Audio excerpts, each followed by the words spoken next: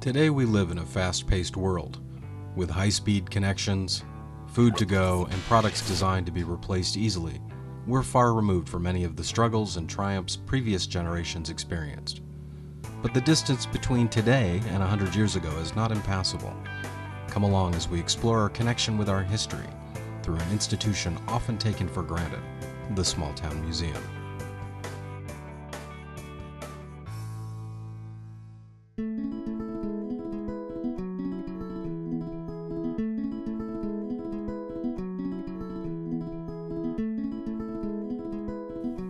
Daily life from previous generations has been preserved through the efforts of volunteers committed to rescuing the objects of the past. These museums offer just a glimpse into what life was like for early generations in eastern Washington. And they are so much more than just a collection of objects. Though the items on display may be similar, each museum has its own unique story and identity. Now onto our final southern town, which is home to two wonderful yet different museums. First stop, the Kirkman House Museum. Building began on this Victorian home in 1874 by William Kirkman and was completed by 1880. Restoration of the space began in 1977, bringing back life to this wonderful Victorian. Inside the entryway lies the original oak parquet floor, along with the 22-step stairway with a wide hand-carved mahogany banister and the lady with the lamp on the newel post. To the left is the formal parlor, which was the location for Fannie Mae's wedding, the couple's daughter.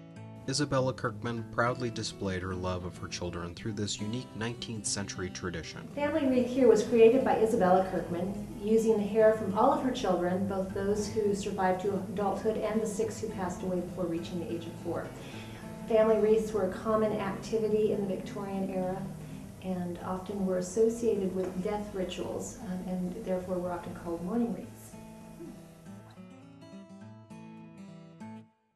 As you walk through the Victorian, enjoy the beautiful furnishings that grace each of the rooms.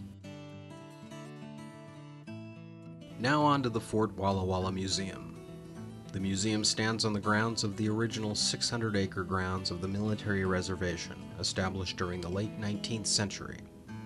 The museum holds a 17-building pioneer village, with reenactments during the summer along with several exhibit halls. Well, that's difficult. There are so many wonderful parts of this exhibit. Where we're sitting right here is a 33-mule team hooked up with a Shandoni hitch to a wooden Harris combine. It's a unique exhibit. It doesn't exist anywhere else in the world where you'll see a wooden combine fully hitched up to 33 horses or mules. So this is kind of nice, and we in recent years have climatized this exhibit gallery and added the mural that surrounds the harvesting, all 4 walls to actually walk into the harvest of 1920. One unique area of the museum is home to artifacts from the local penitentiary, including prisoner-crafted weapons. You'll want to make sure you set aside enough time to enjoy everything Fort Walla has to offer. These museums are living treasures, not just for the pieces stored in them, but the lives connected to them. The volunteers and staff who make them run bring a wealth of local history to life, illustrating how much our connection with our history is not fueled simply by objects, but by our connections with each other.